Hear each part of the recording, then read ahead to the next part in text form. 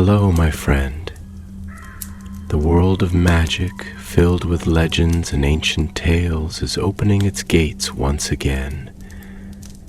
Tonight, in the Gryffindor dormitory by the crackling fireplace, I will share another story with my friends.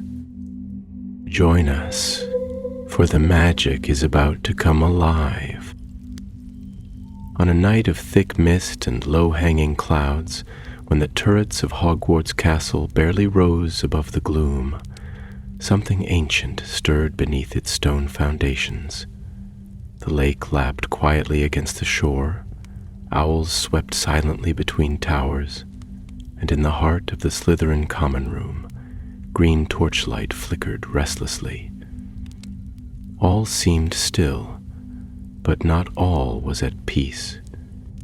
It began with a drip, a single drop of water falling not from the enchanted ceiling or some errant leak, but from a wall, a solid wall. Deep in the Slytherin dungeons, Ivythorn, a fourth year, with storm-dark eyes and hair like black silk, noticed it first. She sat alone in the far corner of the common room, a parchment before her filled with arithmancy figures, but her quill had stopped moving. Her eyes were on the wall. Drip. There it was again. Ivy rose quietly, without drawing attention. The others, chatting about Quidditch, homework, or summer plans, paid her no mind. She stepped closer, heart steady, and touched the wall. It was cold, far colder than stone had any right to be. Suddenly a whisper brushed her ear. Not a word, not a voice exactly, but a feeling, a pull, as if something beneath the stone had awakened and taken notice. Come down. That night, she dreamt of a serpent coiled in darkness, its emerald eyes glinting like twin stars.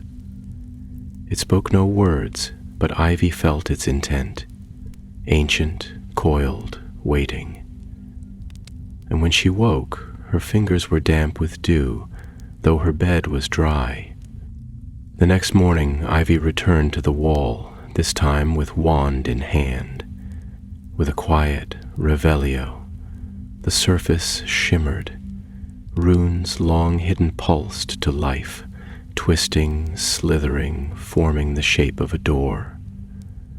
But before she could try a second spell, the runes faded, and the wall returned to its usual impassive state. She knew two things in that moment. One, this was old magic, older than the school's protective charms, older perhaps than Hogwarts itself. And two, she could not do this alone. By mid-morning, Ivy found herself in the greenhouses, standing beside a boy covered in soil and sunshine.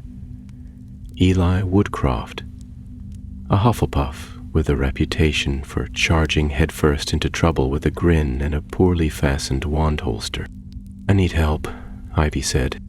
Eli blinked, brushing a puffing fanged geranium off his sleeve. "That may be the strangest sentence I've ever heard from a Slytherin." She didn't smile.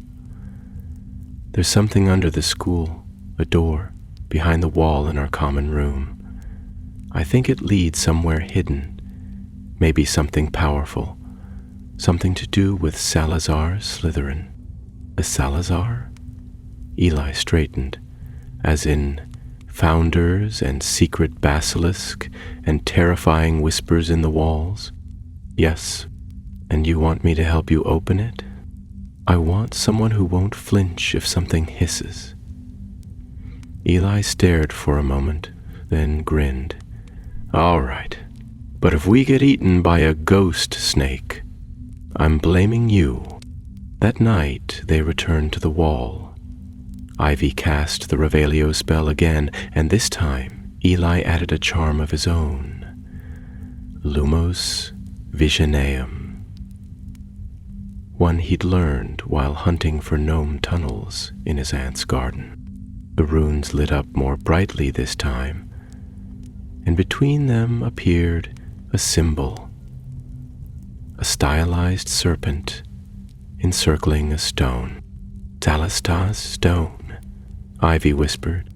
Is that like the philosopher's stone? Eli asked. No, she said. Different. I've read whispers about it in the restricted section. It was said to be a creation of Salazar himself, a focus for magic, a stone that didn't just store power, but grew it. Eli's grin faded. That sounds dangerous. It was lost long ago. Some say it was destroyed, but maybe. Just then, the floor beneath their feet groaned. A line appeared in the stone wall, a seam. Slowly, noiselessly, a doorway opened inward, revealing a descending staircase carved from ancient green-black stone. Neither spoke. They simply looked at each other, shared a breath, and stepped inside. The staircase spiraled downward in silence. No torches lit their path, but their wands cast narrow beams that seemed swallowed by the walls. After what felt like hours, they reached a wide chamber. The walls were covered in serpentine mosaics, and at the center of the room stood a pedestal. Upon it rested a riddle, carved into old stone. To seek the stone, 3 hearts must align. One who sees, one who binds, one who dares the sign. Fail to unite and the path will sever. Only the bonded shall pass together. Eli read it aloud, then looked at Ivy. 3. We're 2. I know who the 3rd is, she said. The next morning, Ivy found Nimue Patil in the library's east wing, buried under a stack of books on magical symbology. Let me guess, Nimue said, not looking up. You've stumbled onto something forbidden, ancient, and deeply dangerous, and now you need my help deciphering it. Ivy blinked. Yeah. Nimue finally looked up, sighing as she marked her page. I was hoping for something more interesting. Lead the way.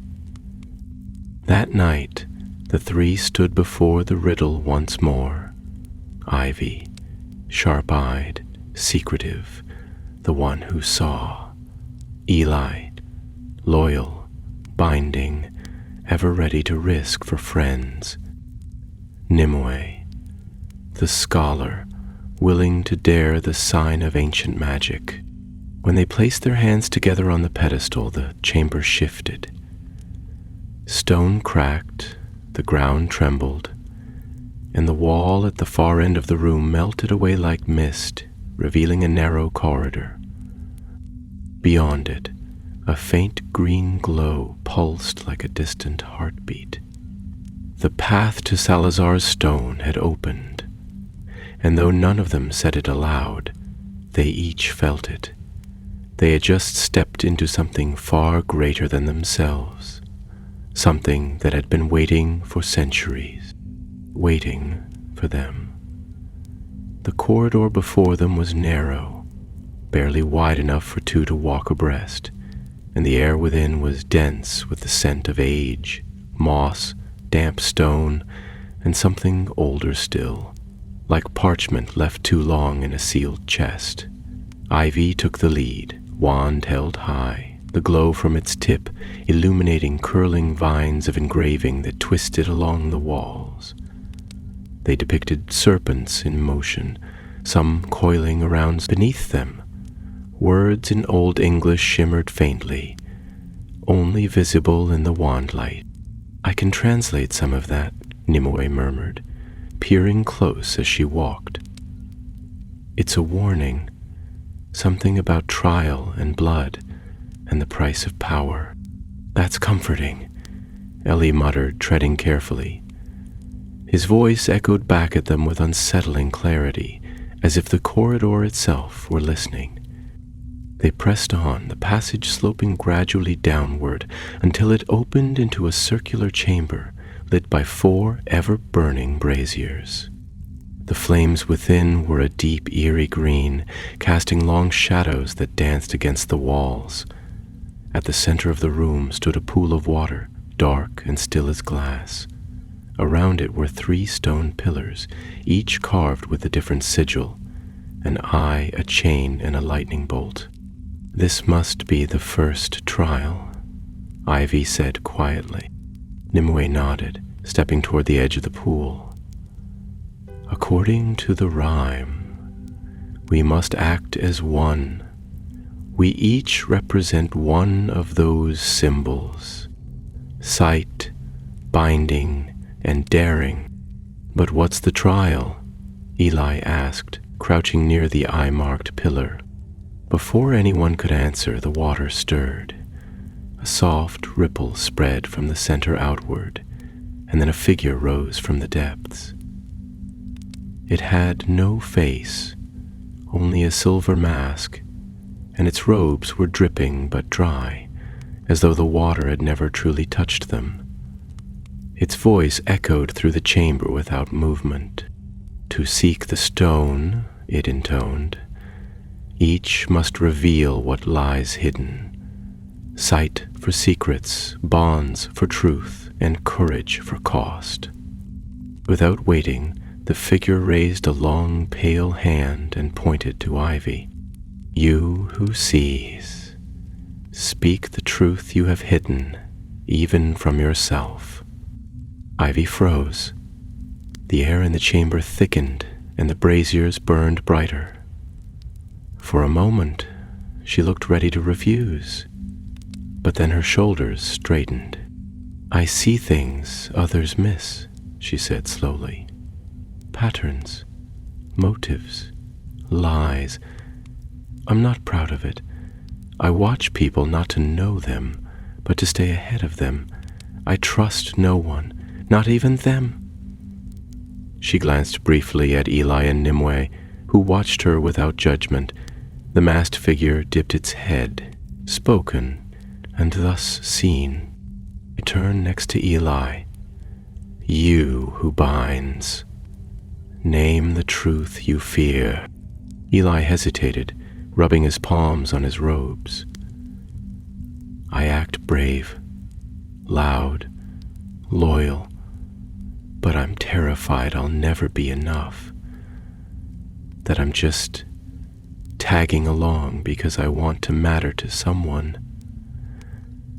I'm scared they'll realize they don't need me." The chamber fell silent, the only sound the flicker of green fire. Then the figure nodded once more. Spoken, and thus bound. Lastly, it turned to Nimue. "You who dares, speak the cost you will pay."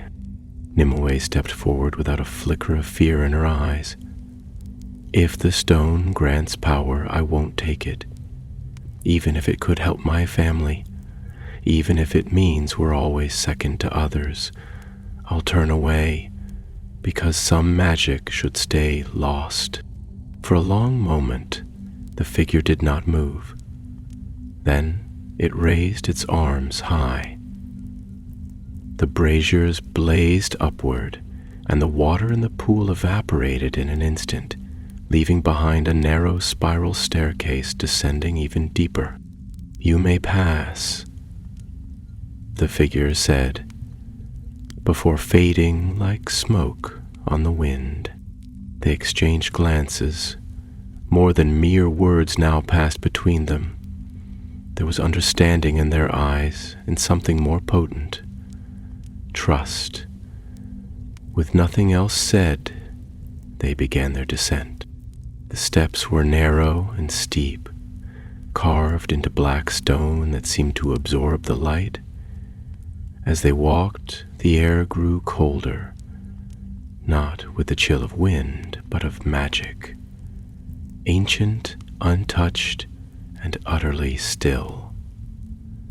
At the bottom, they emerge into a vast antechamber lined with statues, each a different founder of Hogwarts. Helga Hufflepuff with her open arms and strong stance, Rowena Ravenclaw serene and proud clutching a scroll, Godric Gryffindor bold and defiant with sword in hand, and finally, Salazar Slytherin, tall, lean, and gazing down upon them with eyes that seemed alive. At the far end of the chamber stood a sealed archway. Serpent-like script curled above it, and as Nimue read it aloud, the words transformed into English. Who would claim what lies within must prove the will of the founder's kin. Another trial, Eli groaned. Nimue frowned. No, a choice. Look. In the center of the chamber was a pedestal. Upon it lay 4 wands, one for each founder, or perhaps crafted in their honor. Above them, another riddle shimmered into view. Take the wand that bears your truth, not by house, but by your root. Choose wrongly, and the gate shall fall. Choose rightly, and gain it all. Ivy approached first. Her hand hovered over the wands, but she did not reach for the one engraved with the serpent of Slytherin. Instead, she took the wand carved with the symbol of the eye, a wand of ash and starlight. Humming with watchful energy, Eli stepped next.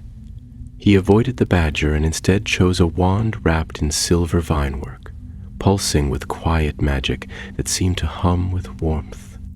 Nimue moved last. Her fingers brushed the eagle's wand, then passed it by. She chose the one with a single rune glowing faintly at the hilt, the rune for sacrifice. The moment their hands closed around the wands, the archway groaned open. Beyond lay a tunnel bathed in shifting green light.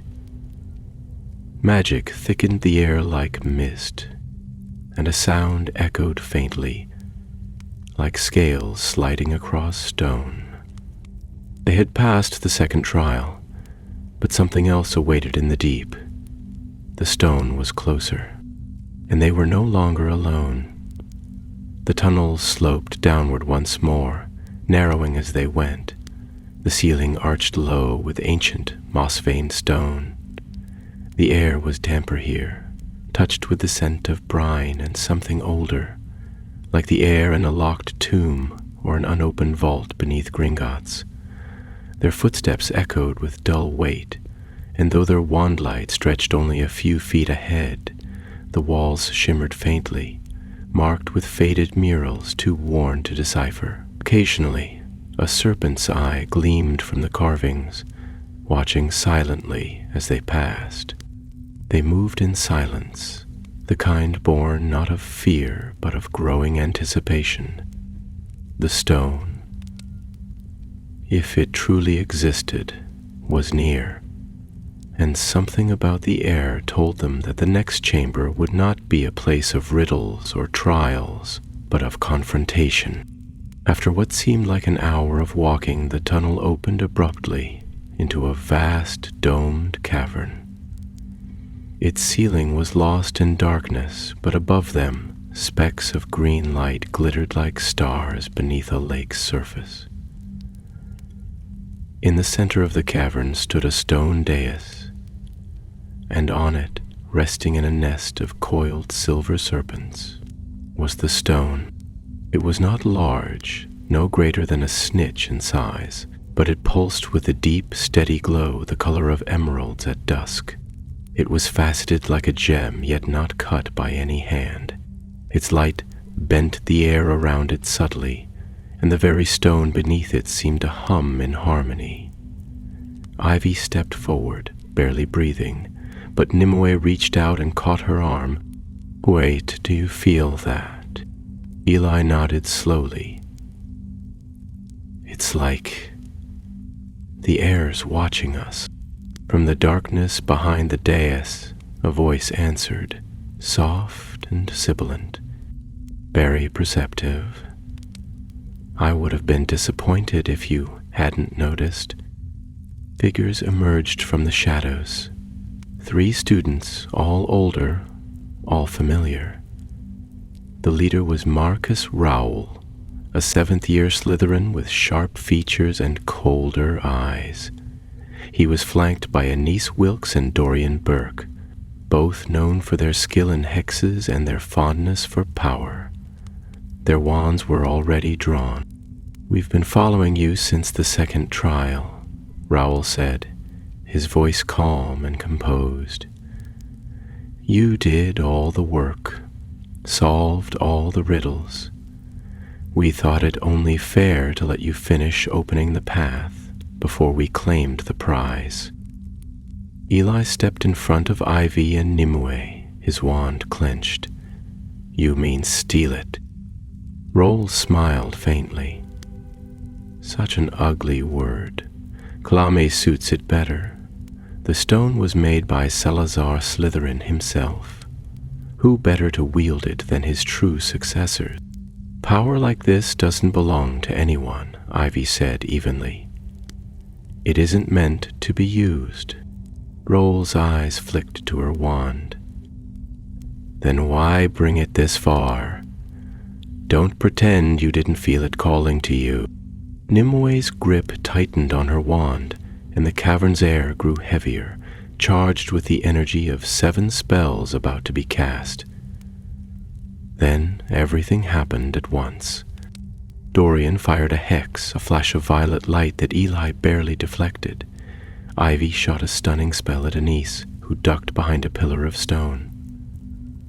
Nimue moved faster than either of them, her incantation spinning the dust around them into a whirling shield that swallowed curses and sent them ricocheting harmlessly into the cavern walls. The chamber became a battleground of light and sound. Sparks flew in showers from stone as spells collided. Marcus advanced on Ivy with practiced ease, forcing her back toward the dais.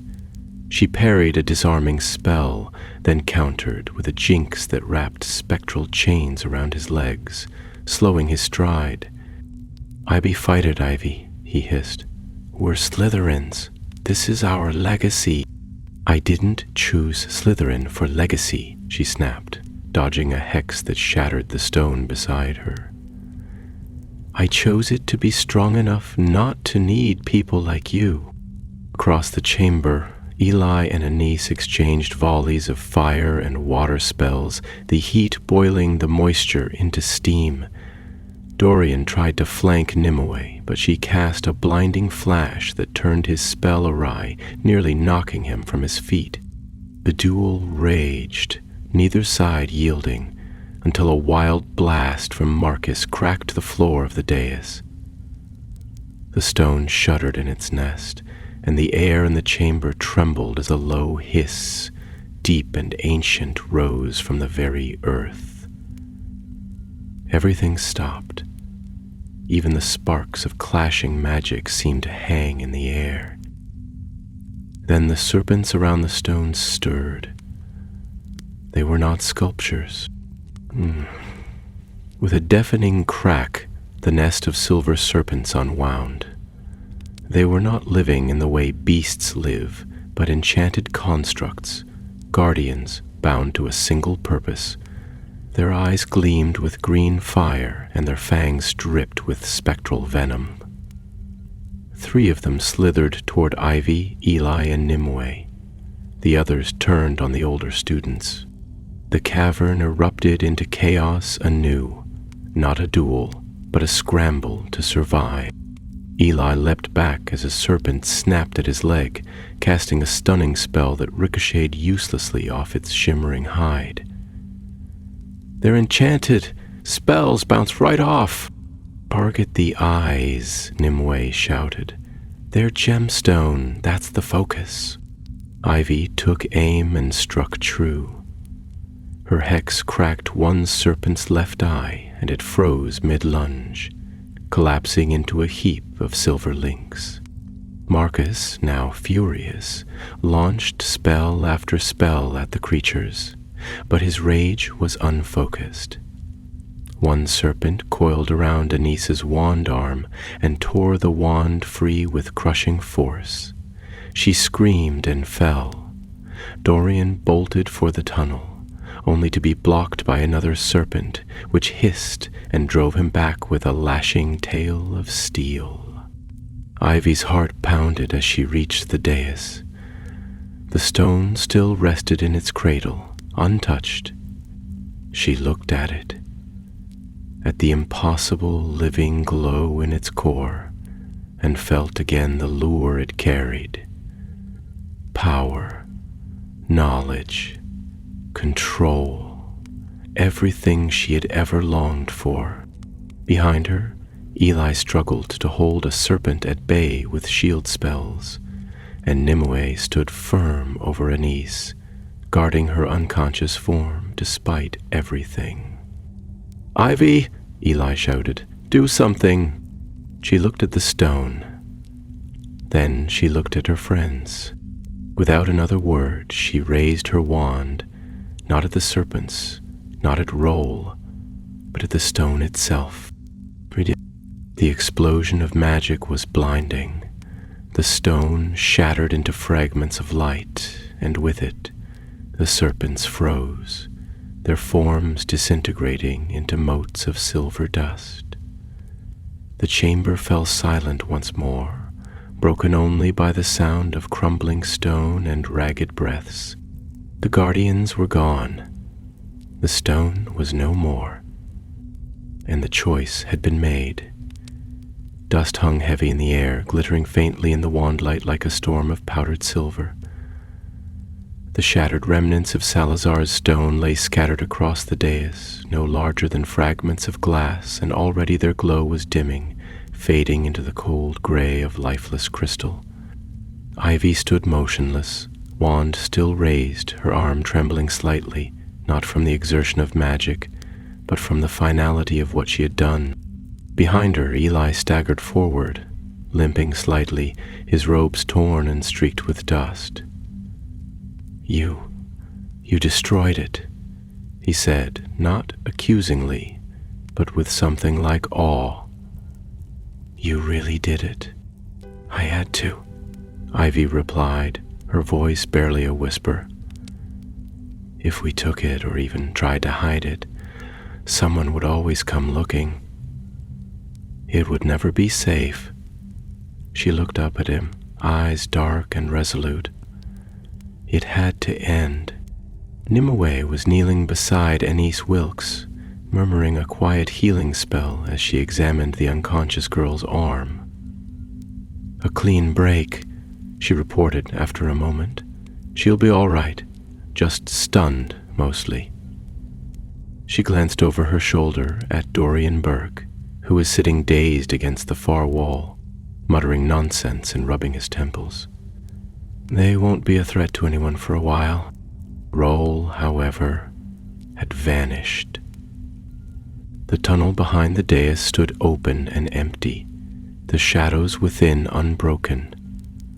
He had fled the moment the stone cracked, and if Ivy had learned anything about him in her 4 years at Hogwarts, it was that he would not soon forget what he'd seen, or forgive.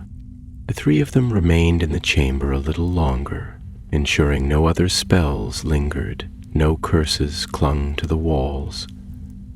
The place felt hollow now, the great hum of magic stilled. The murals on the stone had dulled, the serpents engraved in the stone were still and lifeless once more. Whatever enchantments had preserved this place were unraveling, and the chamber no longer felt like a vault. It felt like a tomb. They retraced their steps through the tunnel, past the stairwell, through the riddle chamber, and back to the place where the serpent door had first opened. There they found the stones slowly knitting themselves shut, as though the castle had decided this secret had been revealed and was ready to be forgotten once again. Once the door vanished entirely, leaving behind a smooth stretch of wall and not a single rune in sight, the three turned and began the slow walk back to their dormitories. They did not speak until they reached the junction where Hufflepuff and Slytherin paths diverged. "I think," Eli said, rubbing the back of his neck, "that I'm never going to look at our common room the same way again." "You shouldn't," Ivy said. "There's more history in these walls than anyone wants to believe." Nimue adjusted her satchel and gave Ivy a pointed look. "You made the right choice." "Did I?" Ivy asked. She wasn't seeking reassurance, it was a genuine question. Nimue nodded. "Yes. Power that demands loyalty but offers none in return isn't worth having." Eli offered her a half smile. "Still, we could have been legends." "We still are," Ivy said, and this time she allowed a very small smile to touch her lips. "Just the kind that no one knows about." That night, Ivy lay awake in her bed, staring at the green-tinted ceiling of the Slytherin dormitory. She thought of the stone, of its light, and of the way it had shimmered like a promise. She thought of Salazar Slytherin, not the name etched into the castle's founding, but the man. What had driven him to craft such a thing? What had he hoped to accomplish? She wondered if he had looked upon his creation with regret. She fell asleep sometime past midnight and did not dream. The following days at Hogwarts were uneventful in a way that felt almost surreal. The professors seemed unaware of what had transpired, and no announcement was made. Anise and Dorian returned to class a few days later, quiet and subdued, their usual smugness dulled. Raoul did not return at all. A rumor spread that he had withdrawn from school early to assist his family abroad, but Ivy suspected he was simply nursing his defeat in silence. Only one person seemed even remotely aware that something unusual had occurred. Headmistress McGonagall summoned Ivy to her office the day after the trio returned from the chamber. The old witch offered her tea, motioned for her to sit, and said nothing for several minutes as she reviewed a set of parchments on her desk. Finally, she looked up. "I find," she said mildly, "that when students come into contact with things best left buried, the castle tends to tell me. Not in words, of course, but in ways I have come to recognize." Ivy remained silent. McGonagall studied her over the rim of her spectacles. "Whatever it was you found, Miss Thorne, it seems you chose not to keep it." "No, Headmistress," Ivy said. "I destroyed it." A pause followed, long and quiet, before McGonagall inclined her head. "Then I suspect you made the right choice." She returned to her parchment, her voice turning brisk. "That will be all." "Oh, and Miss Thorne, some secrets, once gone, ought to stay that way." "Yes, Professor." Outside the headmistress's office, Ivy rejoined Ellie and Nimue to the top of the grand staircase. The sun had broken through the clouds outside, casting long slants of light through the high windows. Students passed them in cheerful clusters, talking of the next Quidditch match or Professor Flitwick's latest charms lesson, unaware that beneath their feet history had ended quietly and without applause. They walked together down the marble steps and into the day, not as heroes, not as legends, but as three students who had seen what few others ever would and had made a choice that would never be written in any book. And that, Ivy thought, might be the most magical part of all. October crept upon the castle with a hush of golden leaves and mist-laced mornings. The forbidden forest burned in quiet hues of rust and crimson. and the great hall filled with a scent of cinnamon tarts and pumpkin pasties. For most students, the term passed with the usual rhythm: lessons, laughter, the occasional bout of mischief, or midnight duel under Filch's nose. But for Ivy, Eli, and Nimue, the world had shifted in ways the others could not see.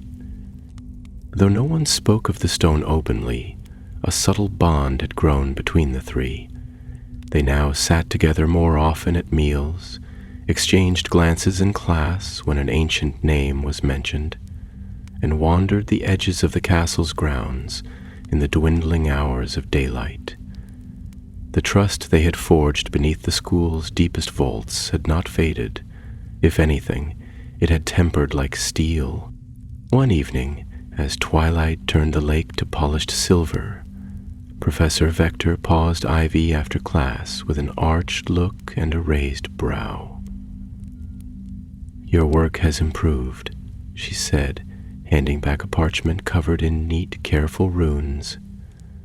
"Whatever distraction plagued you last term seems to have passed." "Yes, Professor," Ivy said simply. There was nothing else to say. But not all was quiet beneath the polished calm. Nimue had taken to researching founder relics in her spare time, and though she claimed it was idle curiosity, Ivy noticed the intensity with which she leafed through certain volumes. Books too old for the regular library shelves, books that whispered of wards and vanished artifacts. When pressed, Nimue only offered a small shrug and a cryptic smile. "You destroyed one piece," she said. "But there were 4 founders, Ivy. Do you really think Salazar's was the only one?" Eli, meanwhile, seemed to be drifting between cheer and unease. While his bright energy remained, there were times when he stared into the fire after lessons, expression unreadable, or wandered the edge of the greenhouses, speaking in half-sentences to the fluttering vines of Devil's Snare, as if they could answer him. It wasn't until one cold morning when they met for breakfast and he sat down without a word that Ivy finally asked what was wrong. "There was a letter," he said, "from Roel." Nimue looked up sharply. "How?" "He used an owl from his family's estate. It came last night, no school seal.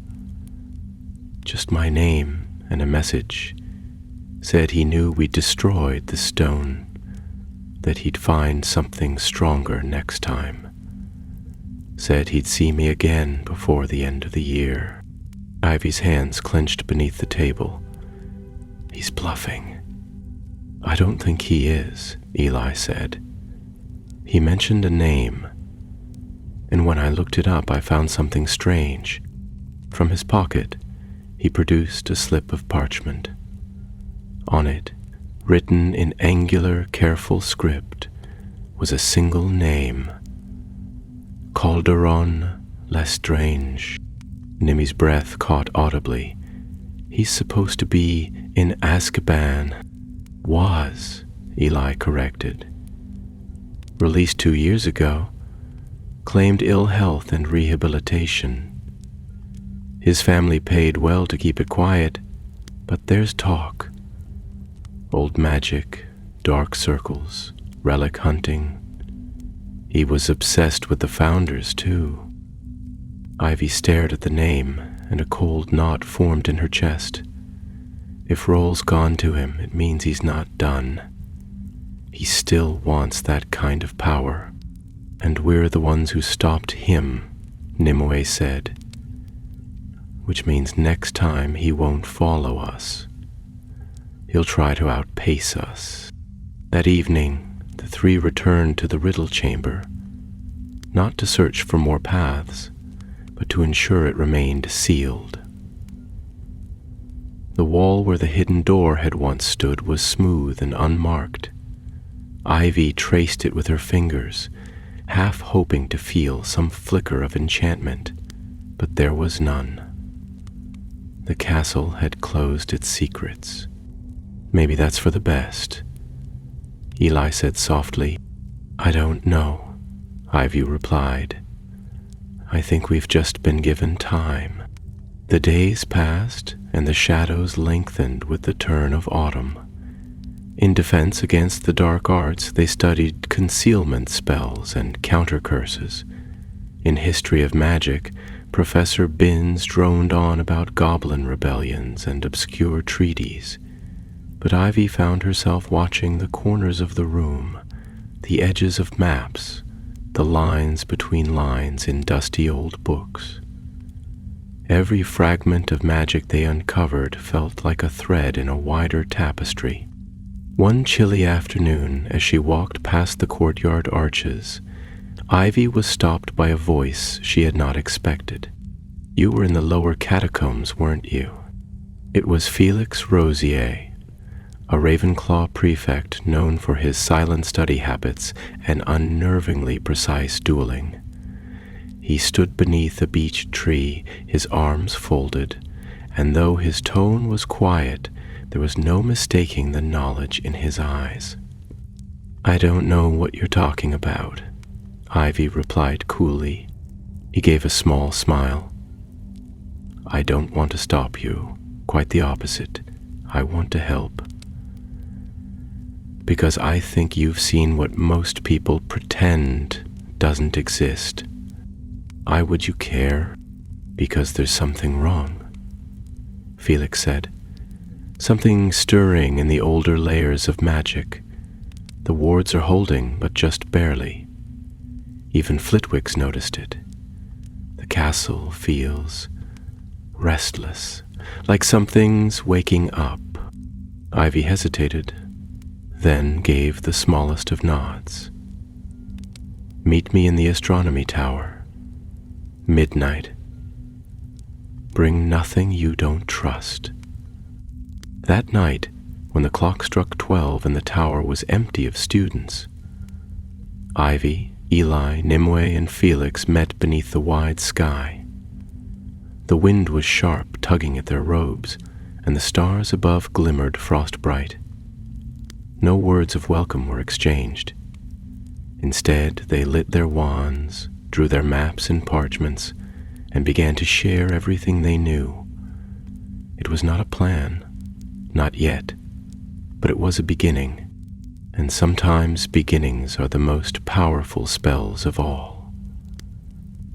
The wind at the top of the astronomy tower carried a chill that crept into the bones, and though their breath clouded the air in front of them, none of the four moved to leave. Ivy had brought with her a small enchanted satchel from the room of requirement. Within it were scraps of parchment, fragments of stone she'd preserved from the shattered remains of Salazar's stone, and a notebook of her own, bound in green leather, filled with notes and observations taken in the week since they had left the chamber behind. Nimue unfurled an old map of the castle's foundations, one she'd painstakingly reconstructed from several contradicting versions in the restricted section. It was incomplete, of course. Hogwarts shifted too much to be pinned by ordinary means. Still, it was enough to show them something peculiar, a convergence of passageways deep beneath the dungeons, all centering on a point that had no name and no room attached to it. I found this while comparing the flow of enchantments through the castle, she said, tapping the spot with the tip of her wand.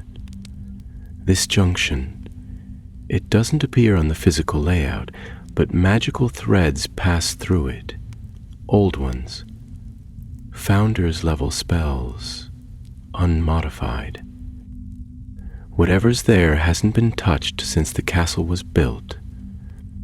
Felix leaned in, his brow furrowed. That's directly beneath the northern wall of the Black Lake.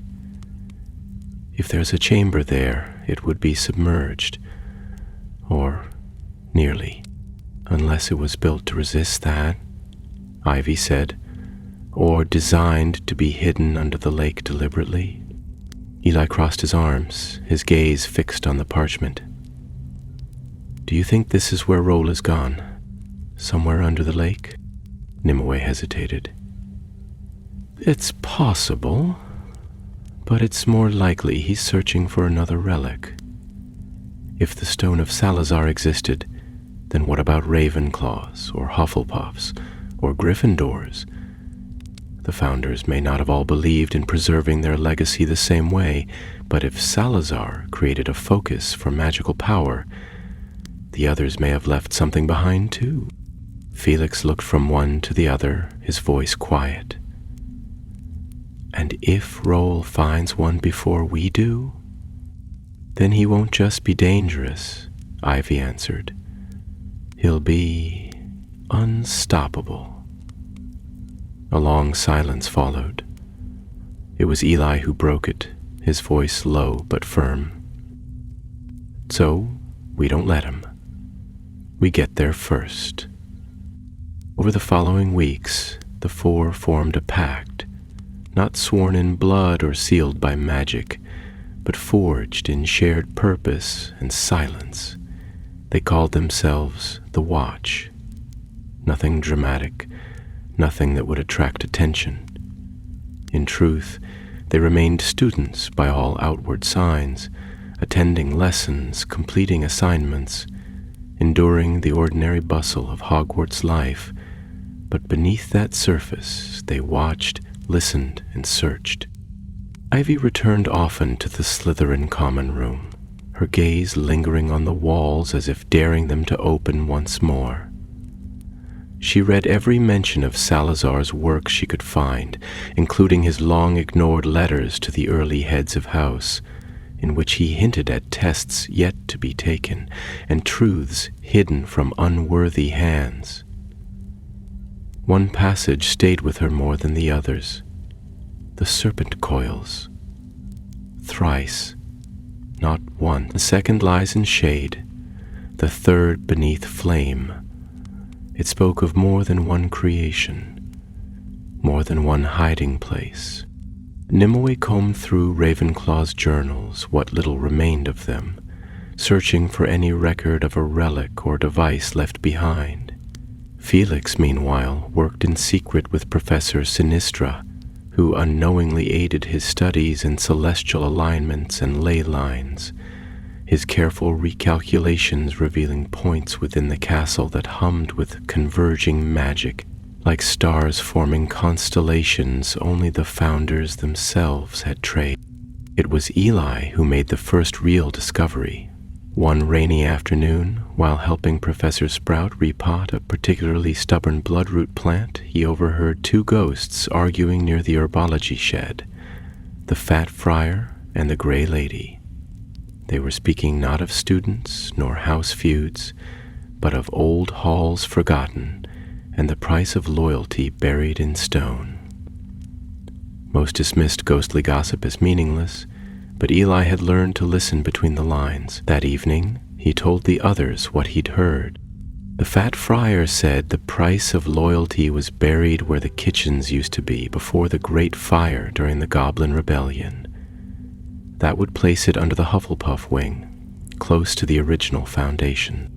Nimue's eyes lit with understanding. And if it's a relic tied to Helga Hufflepuff, it wouldn't be hidden behind riddles.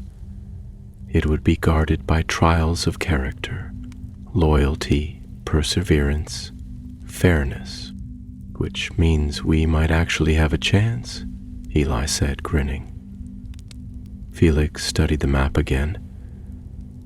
There's a service tunnel that runs beneath the old kitchens. It was used to transport dry goods before the elves arrived. If we can get access, we'll need a reason to be there, Ivy said.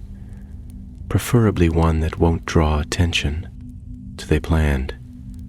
On the evening of the first snow, when the castle's towers were capped in white and lanterns flickered beneath frost-laced glass, the Watch made their move. Armed with an excuse involving a misplaced crate of magical mandrake bulbs, a forged note from Professor Sprout, and a borrowed password from a drowsy prefect, they slipped into the old tunnel beneath the Hufflepuff basement.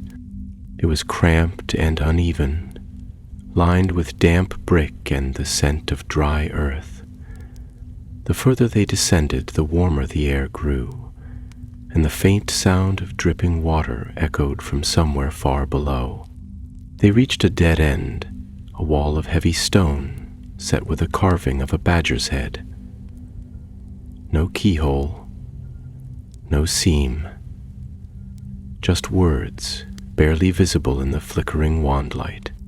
To those who toil not for glory, but for one another, enter. Nimue stepped forward, placing her hand over the carving. It's not a spell, she said softly. It's a vow.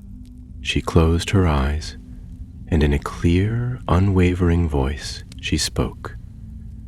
I vow to protect not for fame nor power, but because it is right. I vow to stand beside those who cannot stand alone. For a long moment, nothing happened. Then, the stone began to move. It did not open with grandeur nor magic in brilliant flashes, but rather with a slow, solid groan, like a cellar door that had not been touched in centuries. Beyond it was darkness, not empty, but waiting. The four exchanged glances, their eyes reflecting the wand light.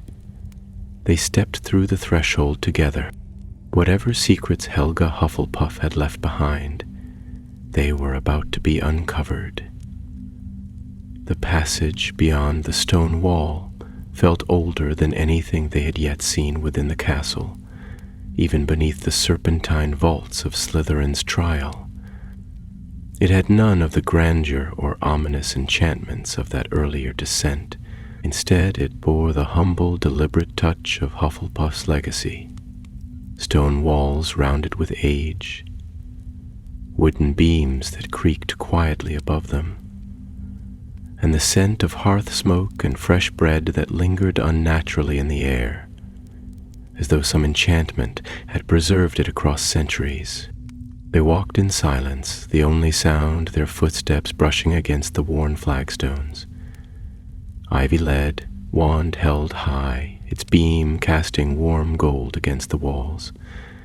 Nimue followed closely, her eyes scanning the carvings etched faintly along the corridor. Images of hands clasping, harvests shared, and circles of wizards standing together as equals. It was unlike anything found in the more austere wings of the school. There was warmth here and purpose, not power. It's not a tomb, Eli said quietly, as though afraid to disturb the peace. It feels more like a sanctuary, or a promise, Felix added. A place built to protect, not to impress. At the end of the hall, the tunnel opened into a chamber that surprised them all, not by size or complexity, but by its simplicity. The walls were smooth, the ceiling low and domed, and the floor was laid in a mosaic of warm colors, yellows, browns, soft greens, forming the image of a tree whose roots reached to the edges of the room. At the center stood a single table, circular and unadorned, and upon it rested a plain wooden box bound with brass fittings. No guards, no traps, no riddles carved in stone. The box looked almost too ordinary, as if it might contain nothing more than a collection of trinkets or recipes passed down through generations. But Ivy felt it the moment she stepped into the room, the low, steady thrum of enchantment, not humming with power like the stone had, but resonating gently, like a heartbeat. Whatever lay inside had been hidden not through fear or pride, but through trust, that only those worthy of finding it would do so. Felix reached the table first, running his fingers lightly across the wood. No lock, he said, but the box is sealed with a preservation charm. Very old, very strong. Nimue circled it, her wand tracing faint lines in the air. "There are names etched beneath the brass," she said, kneeling to examine the base. "Not engraved by spellcraft, but by hand. I can just make out 3. Ardwick, Dunross, and Cressida. Early Hufflepuff lineages. This was meant to be passed down." "Then why hide it here?" Eli asked. "Why bury it under stone and spell?" "Because someone broke the chain," Ivy murmured. "Or something happened. Something that made them hide it instead of trust it to the living." Nimue nodded. "During the Goblin Rebellion, perhaps. Or the Black Plague. Hogwarts lost entire bloodlines in those centuries. Maybe there was no one left who could receive it. Or maybe they chose not to." Felix glanced at the others. "Do we open it?" They did not answer with words. Instead, Ivy stepped forward, laid both hands flat on the top of the box, and closed her eyes. She spoke not a spell, but a thought, sent from her mind into the wood. "We come not seeking glory, but understanding. We seek not to claim, but to protect." A soft click echoed in the chamber. The brass bindings loosened with a gentle hiss, and the lid rose on its own, revealing the contents within. At first glance, the box seemed filled with parchment, rolled scrolls, and folded letters, all sealed with wax, each bearing the badger sigil of Hufflepuff House. Nestled among them was a medallion wrought of polished bronze, engraved with the same tree from the floor mosaic. It pulsed gently with light, casting shifting shadows that danced like firelight across their faces. "This isn't a weapon," Eli said, brow furrowed. "It's stories, knowledge, memory. It's her wisdom," Nimue said with reverence. "Helga's, or those closest to her. Letters, records, spells perhaps, but meant to guide, not conquer." Felix lifted the medallion gently.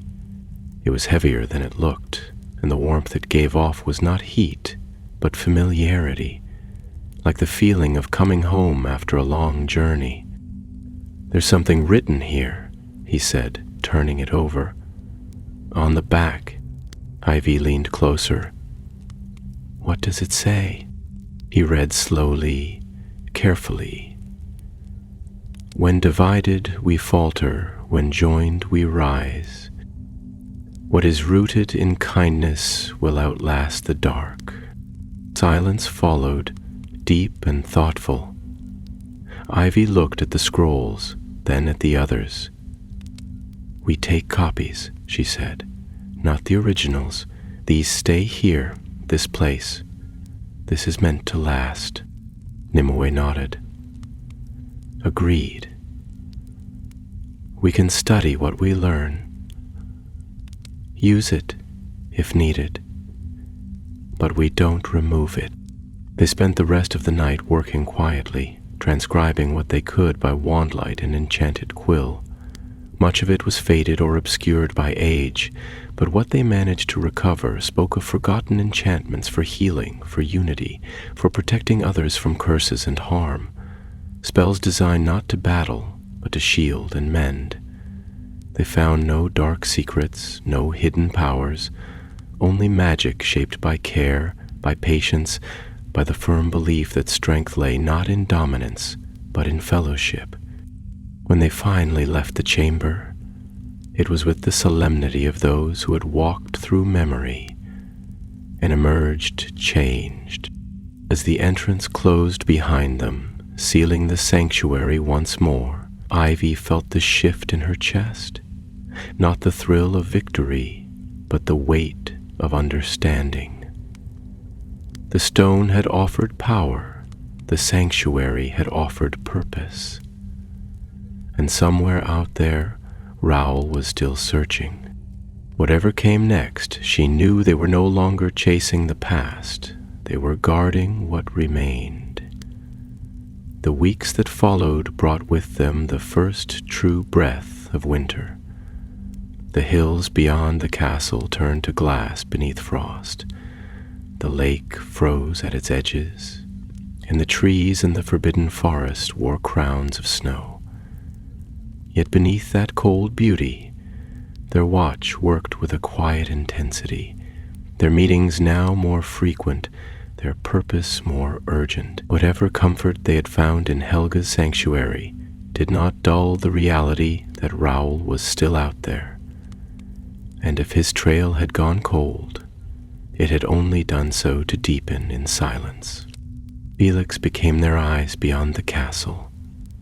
Using his prefect status as cover, he wandered corridors others avoided, listened carefully in the Ravenclaw common room, and spent long hours walking near the owlry under the pretense of waiting for letters. It was there one crisp morning that he saw it. A falcon, not a school owl, descending toward a student waiting in the shadows just beyond the cloisters. The boy wore no house colors, only gray robes and a silver pin shaped like a curling vine. When Felix approached, the student vanished into the castle, but not before dropping a slip of parchment that bore a single phrase. One Felix could scarcely understand until he brought it to Ivy. Dominus Ferrum, the Iron Master returns. She stared at the words a long moment before speaking. That's not Latin in common magical use. It's older, more ceremonial, a name, not a spell. Her eyes narrowed. And I've seen that vine sigil before, in a book Nimue found about lost artifact keepers, dark wizards who tried to claim the Founder's relics centuries ago. The Iron Circle, Nimue said when they told her.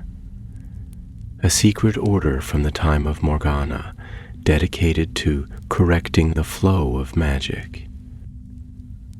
They believed the Founders weakened wizard kind by sharing too much power. Their leader was known as the Iron Master. It was strange, Ivio murmured. It has to be. Calderon, he's claiming the title. Eli looked between them. So what does that mean? Rolls found him? Or been found by him, Felix said grimly. Either way, they're preparing for something. Something big. And I think they're after another relic. It was Nimue who pieced together the next clue, hidden in the final lines of one of the scrolls from Helga's vault. She found it while rereading a passage aloud in the library, her voice low beneath the rustling of ancient tomes. Where fire meets sky, the lion's test remains unclaimed. But beware, those who walk alone in pride shall face what pride cannot master. Where fire meets sky sounds like the astronomy tower, Ely offered, but Ivy shook her head. No, she said. It's metaphor. Fire and sky, light and courage. I think it means the highest point in Hogwarts with access to flame, not just a tower, a forge. The old dueling chamber, Felix said, eyes lighting. There's a forge built into the floor beneath the western battlement. It was abandoned after a duel between two professors ended in a roof collapse. Nimue unrolled the ley line chart again. That area's on the convergence of 5 magical pathways. If there were a relic hidden for Gryffindor, it would be there. That night, armed with cloaks, spells of muffling, and a renewed sense of urgency, they made their way to the upper battlements. Snow had begun to fall again, dusting the high walkways in silence. When they reached the old dueling chamber, hidden behind a broken mural of St. Oswin the Brave, Ivy raised her wand and cast Alohomora. The door clicked open with the softest groan, revealing a room choked with soot and time. The forge was there, long, cold, its chimney cracked and ivy-covered. The walls bore faded murals of magical combat, some elegant, others violent, their colors dulled by years of neglect. But as they stepped inside, something stirred. A pulse, faint but familiar, echoed through the room, as if the stones themselves had drawn breath. Ivy crossed to the forge, knelt, and placed her hand against its surface. There's something here, something beneath. They began to clear the debris, working quickly but carefully. Eli used a charm to lift loose stones, while Felix reinforced the walls with silent warding spells. After nearly an hour of effort, Nimue found it, a lion sigil, barely visible beneath the ash, carved into the stone base of the forge. There was no keyhole, no riddle this time. Only a groove in the shape of a sword. "A blade," Ivy whispered. "Not the sword of Gryffindor. That would never be hidden here, but something forged in its likeness. A test, maybe. A key that must be reforged." Felix touched the stone. "There's no blade here now." "No," Nimue said, "but I think we're meant to bring it, or make it." Eli stepped back, gazing around the room. "Then the test isn't about power. It's about creation, about making something worthy. What would Gryffindor test?" Ivy asked aloud. "Not wisdom, not loyalty, not ambition?" "Courage," Felix said, "but not in battle. Courage to build something new in the face of fear. To act when no one else will." They looked at one another, understanding dawning in silence. The room was not a battleground. It was a forge of decision. That night, they returned to their dormitories, their minds turning with plans. Over the next days, they sought out the materials, not from the castle itself, but from what they could gather without suspicion. A melted-down goblet from an old Quidditch trophy, donated anonymously. The tail feather of a fire crest, found near the greenhouses and already shed. A single stone from the castle's original foundation, gifted by Professor Longbottom, who simply smiled when asked if he believed in preserving old things for good use. In secret, they prepared the forge. When they returned on the 7th night, the winds howled across the battlements and lightning danced far on the northern horizon. Ivy stood before the ancient anvil and held the materials in her hands.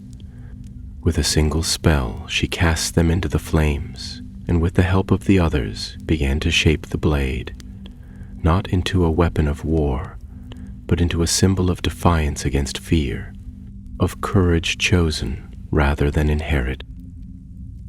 When the blade cooled and the final enchantment was sealed, the lion crest on the forge glowed golden, and the wall behind it began to shift. Stone retracted with the sound of deep grinding, revealing a narrow stair leading downward into dark. Ivy turned to the others. "This is it." Nimue raised her wand. "Then let's see what Gryffindor left behind." And together they descended once more into the secrets of Hogwarts. The stairwell beneath the forge was steep and narrow, its stone steps slick with condensation and worn smooth by time. The walls were carved from solid rock, but unlike the cold austerity of Slytherin's chamber or the earthen quiet of Hufflepuff's vault. This place carried the scent of smoke and metal, as if the fire that had once burned here had never truly gone out. Each step downward echoed like a drumbeat, swallowed swiftly by the thick dark that coiled beneath them. Their wands cast steady beams of light ahead, but the air seemed to drink it greedily, so that shadows danced at the edges of vision no matter how strong the spell. At last they emerged into a small chamber shaped like a half-circle, its walls lined with narrow windows that opened onto nothing but black. There was no wind, no sky, no sign of the battlements above. Only void. The floor was a mosaic of red and gold glass, each tile shaped like a flame, and in the center stood a pedestal of burnished bronze.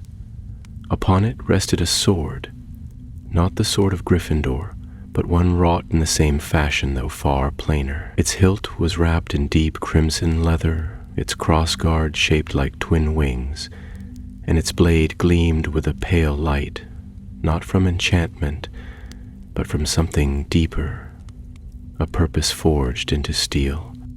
As Ivy approached, words inscribed on the pedestal shimmered to life, their golden letters floating just above the surface.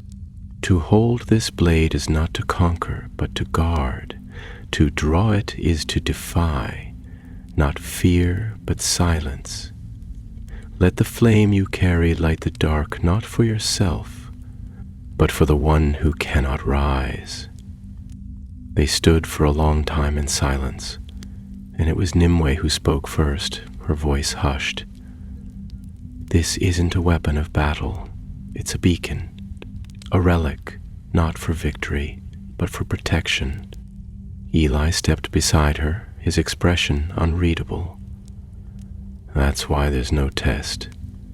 The sword was forged above. It wasn't about strength. It was about intent. They wanted to know we wouldn't claim this to win, but to shield others. Felix knelt beside the pedestal, brushing a finger over the rim. And now it's ours to guard. Ivy said nothing for a moment, then reached out and lifted the blade. It was lighter than she expected, balanced perfectly. The moment her fingers closed around the hilt, a soft warmth spread through her arm. Not magic in the traditional sense, but something older. It felt like standing before a hearth after returning from the storm. As the sword left the pedestal, the chamber began to shift. The red and gold tiles lit one by one, and from behind the walls came a low hum. A voiceless chant of magic awoken. The darkness outside the windows faded, replaced by a view of the night sky stretched high above the battlements. Stars gleamed, cold and distant, and the silhouette of the astronomy tower was just visible against the moonlight. Ivy turned toward the others. This relic doesn't belong to any one of us.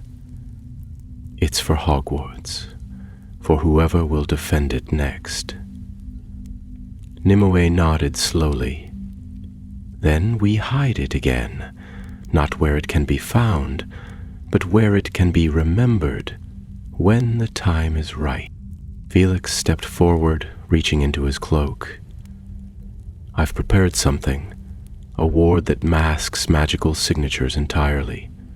If we place it in a space protected by natural enchantments, it won't be traceable, even by the Iron Circle. Yuli raised an eyebrow. You just happened to prepare a ward strong enough to mask founder-level relics? Felix allowed himself a rare smile. I've had my suspicions about our journey for a while. With careful movements and 3 interlocking spells, they sealed the sword within a hidden niche carved behind the pedestal itself. The opening reformed into solid stone, marked only by a faint shimmer in the shape of a lion's eye, invisible only when the 4 of them stood together, wands drawn and united in intent. It was not gone, merely resting, awaiting a day when Hogwarts would need courage more than ever. The ascent back through the forge was slower, their limbs heavy, not with exhaustion but with the weight of what they had found. Snow was falling when they emerged onto the battlements again, silent and steady, cloaking the world in white. No one spoke until they had crossed the high walkway and ducked once more into the corridor beyond the mural of St. Oswin. "We've uncovered 3 relics now," Nimue said quietly as they walked. 2 destroyed, 1 preserved. That leaves only 1. Slytherin's was meant to empower, Ivy said. Hufflepuff's to protect. Gryffindor's to shield. Which means Ravenclaw's? Knowledge, Felix finished. Truth, perhaps. Clarity of mind, Eli frowned. Then where would it be hidden? No one answered. The silence that followed was not empty, but filled with thought, and yet, beneath their shared determination, a shadow lingered. That night, Ivy was woken by a sound she couldn't place. At first she thought it was a dream, a whisper threading through the dark, soft and low, too quiet to catch. But as she sat up in bed, she saw a shape at her window. A parchment pressed to the glass. No owl, no wind, just the paper, as if held there by magic alone. She rose, drew back the curtain, and lifted the message. Its seal was silver wax stamped with a serpent's eye, and its message was short, written in a sharp, elegant hand. "You seek the 4th. So do I. The truth lies in the Tower of No Name. But beware, Ivy Thorn. Clarity comes at a cost." She read it twice before setting it down. There was no doubt in her mind who had written it. Marcus Roll had returned, and the final relic waited where none of them had yet dared to search. The parchment lay heavy in Ivy's hand, though it weighed no more than air. She read the message again in the pale light of her wand, tracing each line as if the words themselves might shift or vanish. The Tower of No Name. The phrase lingered in her mind like an echo, half remembered from somewhere deep in the restricted section, or perhaps whispered once by a passing ghost between the strokes of midnight. Whatever Roll had meant, it was not a riddle for common ears. It was a call to those who listened beyond the surface of Hogwarts, who walked its hidden ways and read the seams of its stone-like script. By morning, the watch had gathered in the greenhouse behind Sprout's old office, their usual meeting place now covered in frost and vine. Ivy showed them the letter, watching each face carefully as they read. Nimue's expression grew still and cold, while Felix tilted his head, murmuring something under his breath in Latin. Eli scowled, his hand clenched at his side. "He wants us to follow," Eli said after a long pause. "He's baiting us." "Of course he is," Felix replied calmly. "But the question isn't why he wants us to come.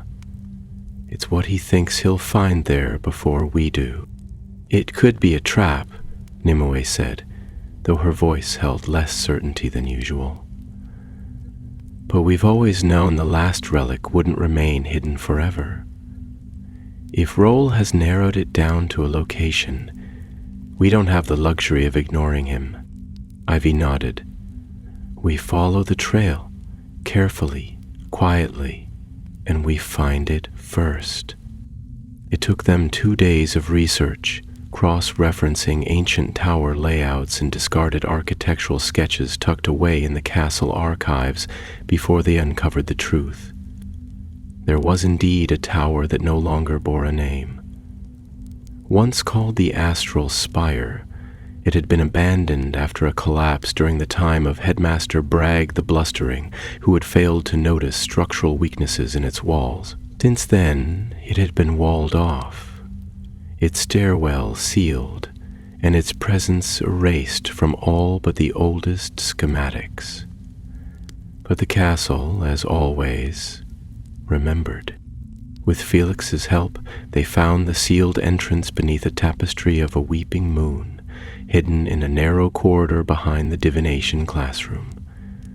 The stone that blocked the passage bore no enchantment of warning or protection, only a sense of disuse, as though even the castle had grown tired of guarding it. Nimue cast a charm of soft disarming. Ivy whispered a word in parcel tongue, though no serpent stirred, and the wall shifted with a slow, reluctant groan, revealing a narrow stair choked with dust and silence. They climbed in single file, the spiral tight and crumbling. Chunks of masonry had fallen in places, forcing them to crawl over rubble and duck beneath splintered beams. The air grew thinner with each step, colder, filled with the scent of stale parchment and scorched parchment, as if long ago someone had tried to burn the secrets hidden here. Yet no fire had claimed the tower fully, only threatened it. At the summit, they reached a round chamber with a domed ceiling, its walls blackened but unbroken. Shelves lined the room, warped by age and time, filled with books so dry they crumbled at the touch. At the center stood a tall lectern, and upon it rested a single tome. Bound in raven blue leather, its edges silver, and a single word inscribed across the cover in fine script. Veritas. It's a journal, Nimue whispered. But not just anyone's. Look at the seal. Ivy leaned closer, and there it was. The sigil of Rowena Ravenclaw, unmistakable in its elegance. A circlet entwined with a feathered quill. She reached out, then stopped. Wait, Felix said. It's enchanted. Not with protection, but revelation. What does that mean? Eli asked, frowning. Nimue answered, her tone grave. It means the book doesn't hide its secrets. It shows you them. All of them, not just the past, but your own thoughts, your intentions, your truths. If you read it, it reads you in return. Could that be the relic? Ivy asked. The last one? Felix nodded slowly. It fits, a relic of wisdom that reveals without filter, a truth that cannot be twisted. Eli glanced around the tower. So Raoul came here too. Why leave it? Because he couldn't face it, Ivy said. Because he feared what it would show.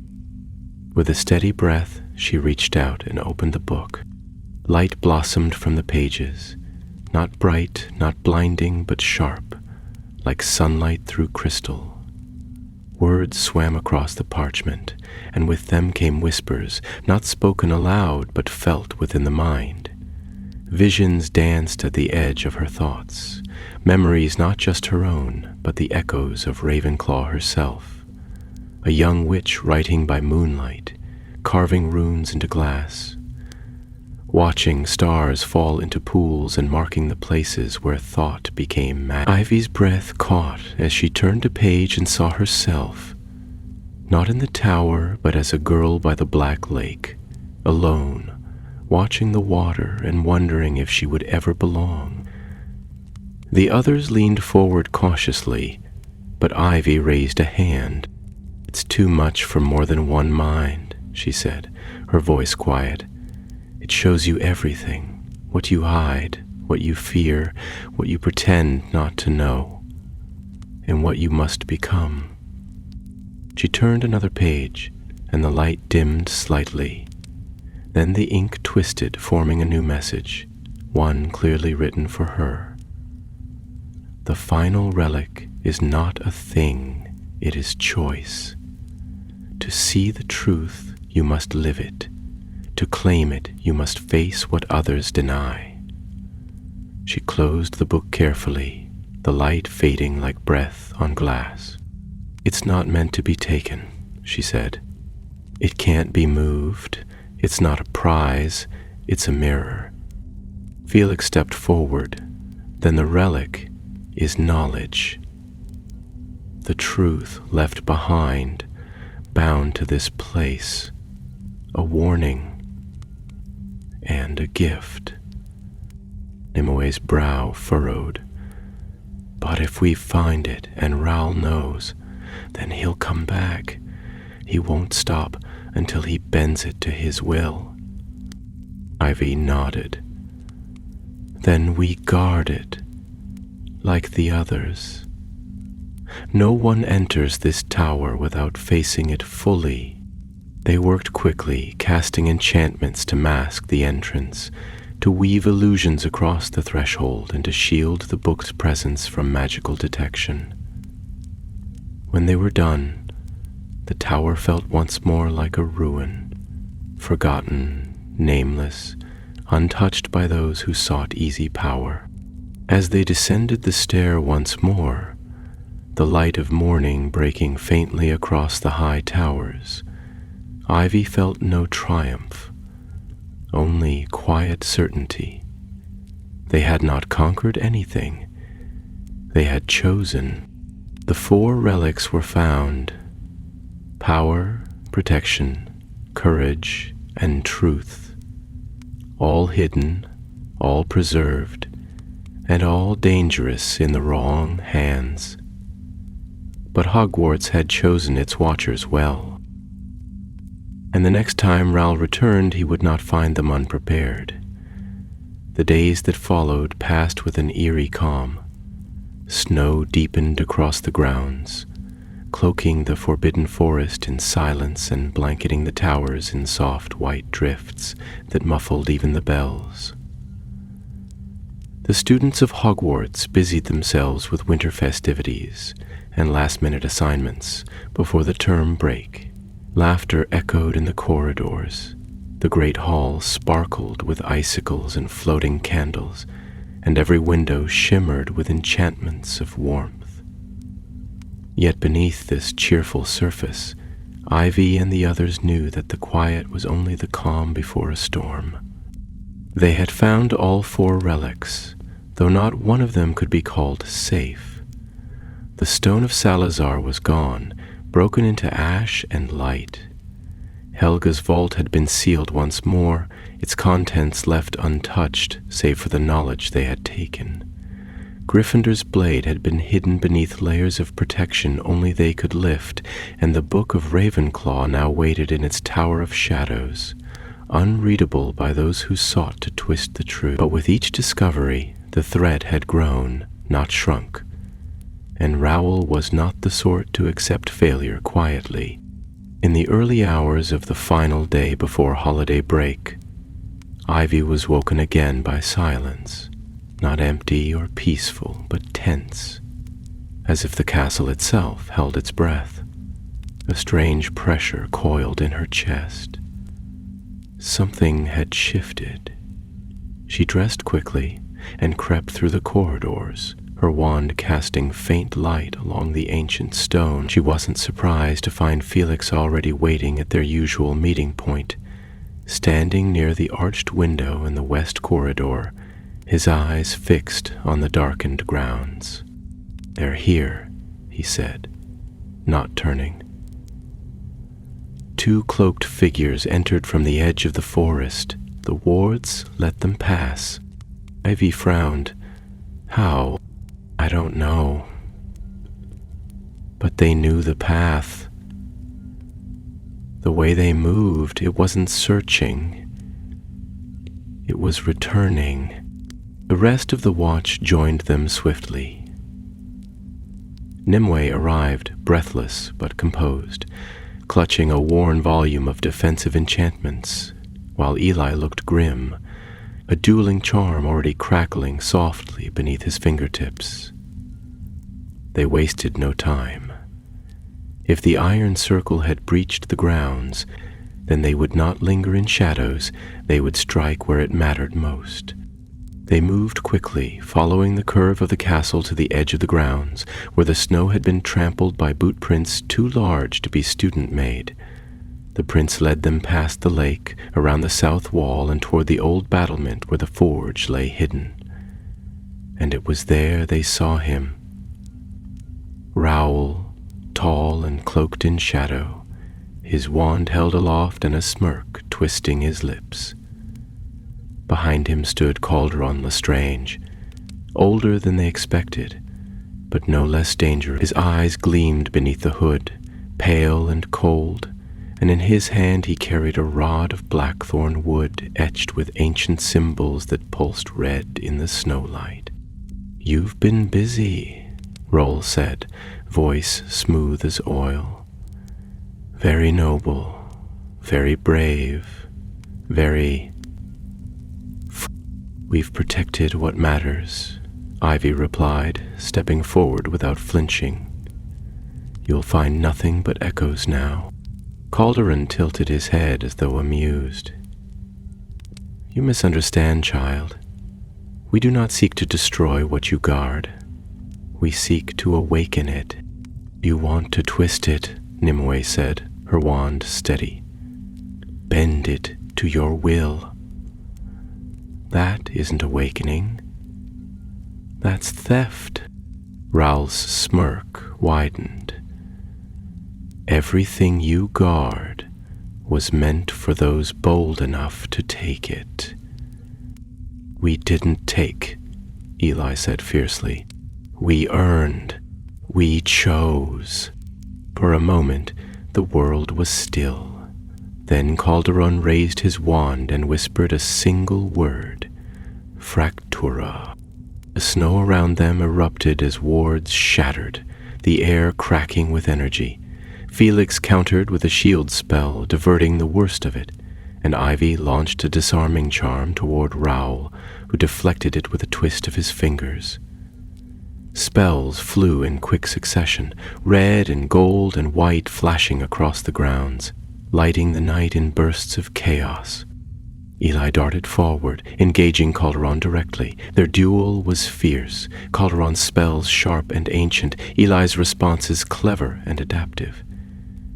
Nimue moved beside Ivy, casting a web of defensive enchantments to block the curses raining down from Raoul's wand, while Felix struck from the flanks, quick and precise. But their enemies were seasoned, experienced in ways that school duels could never prepare for, and slowly the ground beneath their feet began to tremble. "The wards are failing," Nimue gasped. "He's undoing the enchantments on the forge." "Then we hold them here," Ivy said. "No matter what." Raoul's eyes gleamed. "You can't protect what was meant to be free." Ivy met his gaze and answered through gritted teeth. "Some things must be earned, not claimed." Then, from the snow behind them, a second presence emerged. Not dark, not threatening, but strong. Professors. Light erupted from the wand of Professor McGonagall, who strode across the grounds with a look of pure steel. Flitwick was beside her, his charms flying with the precision of a dueling champion. And from the shadows of the forest, Hagrid roared, flinging snow and soil as he charged with Fang barking wildly at his heels. The tide turned. Faced with the strength of Hogwarts awakened, Raoul faltered, and Calderon snarled. With a final spell, he sent a burst of darkness toward the forge. But Nimue stepped before it, her shield charm absorbing the blast with a sound like thunder. The relic beneath remained untouched. "Enough," McGonagall's voice rang through the air like a bell. "This is not your place, and this is not your time." Calderon met her eyes with cold hatred. "It will be." With that, he vanished in a swirl of shadow, pulling Roll with him. The snow settled once more, the silence returned, but the damage had been done. The threat was real, and it would not be the last. That night, in the quiet warmth of the library's hidden alcove, the watch sat together, weary but whole. They had faced the storm and stood fast, but Ivy knew, as did they all, that the war for Hogwarts' legacy had only just begun. The relics had been found, the enemies had risen, and the time of choice was nearly upon them all. The final days before the winter break passed beneath a hush of snowfall and quiet footsteps. While the rest of Hogwarts returned to the routine of lessons and laughter, the watch met in silence, knowing that something old had been stirred and would not settle easily back into sleep. Word of the battle on the south grounds had not reached the students, thanks to McGonagall's swift intervention and the castle's own ability to forget what it chose not to remember. But for Ivy, Eli, Nimue, and Felix, the memory remained etched as clear as frost on glass. They spent their last evening before the holidays in the upper library, where the fire crackled softly and no other students came to interrupt. Felix sat hunched over a parchment, adjusting the final layering of protection spells around the Ravenclaw Tower. Nimue pored over Rowena's journal once more, seeking clues not about relics, but about the future, how knowledge should be passed on, how it should be protected. Eli, restless as ever, paced by the shelves, wand in hand, muttering small spells to keep his thoughts from spiraling. Ivy sat in the high-backed chair by the window, staring out at the drifting snow and the lights of Hogsmeade twinkling in the distance. At last she spoke, and her voice, though quiet, carried the weight of what they had lived through. They'll return. Calderon, Rowell, and others like them. The Iron Circle isn't gone. No, Nimue agreed without looking up. But they've been slowed, and we've bought time. Felix lowered his quill, glancing at the others. We can't destroy the relics, not all of them, nor should we. They weren't meant to be weapons. But we've seen what they become when twisted. Eli crossed his arms and leaned against a shelf. Then what do we do? Just stand guard forever? Ivy turned from the window. We teach. The others looked at her, surprised. We protect the relics, yes, she continued. But we also pass on what we've learned. Quietly, carefully. Not as legends or martyrs, but as mentors. The founders left their legacy not to make us powerful, but to help us grow wise. We've seen that now, so we share what's safe to share. We find those who are worthy of the truth, and we prepare them. Nimue gave a slow nod, like a second watch. A long chain, Ivy said. One link at a time. Felix smiled faintly. Then let's make sure our part of it holds. They spent the rest of the night writing. Not in the old relic books, but in their own. A new journal, bound in dragonhide and charmed to remain unreadable unless all 4 names were spoken aloud together. In it they recorded what they had found, what they had learned, and what still remained unknown. Not everything, of course. Some secrets were best left buried, but enough to guide those who might one day walk the same path. On the morning of their departure, Ivy visited the Slytherin common room one last time, standing in the place where the water had first dripped and the whispers had begun. The wall was as still as ever, no trace of runes or hidden doors. She touched the stone lightly, and for a moment she thought she felt a hum beneath her palm, an echo of what once had been. Then it faded, and she turned away.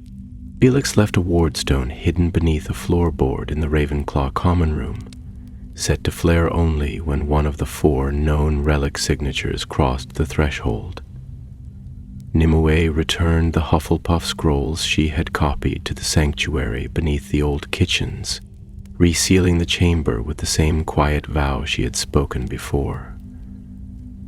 Eli carried the final enchantment to the Gryffindor relic's resting place, one that would cause the blade to vanish into flame should anyone ever draw it in violence. By the time the train departed for London, the castle lay blanketed in snow and peace once more, its secrets sealed, and its guardians hidden among the many who would never know their names. On the platform at King's Cross, they parted with few words, no grand promises, no drawn-out farewells, only a nod here, a clasped shoulder there, the understanding that whatever had bound them was not over. It would return in time, as all things do. And somewhere far from London, in a chamber lined with stone and shadow, Calderon Lestrange stood at the edge of a circle of runes, his eyes fixed on the firelight dancing across ancient sigils. Behind him, Raoul watched silently. "She's stronger than I expected," Calderon murmured. "But the castle is old. It remembers its founders. It will remember us, too." Raoul said nothing. He was watching the flame, and in his mind the image of Ivy Thorn lingered, not as a rival, but as a reflection of everything he could not control. "We failed this time," Calderon said, "but not forever." "No," Raoul agreed, "not forever." Back at Hogwarts, the wards pulsed gently through the walls, through the towers and corridors, through the hidden vaults and sealed doors. The relics were at rest for now, but should darkness return, as it always does, the light would rise again, for Hogwarts remembers.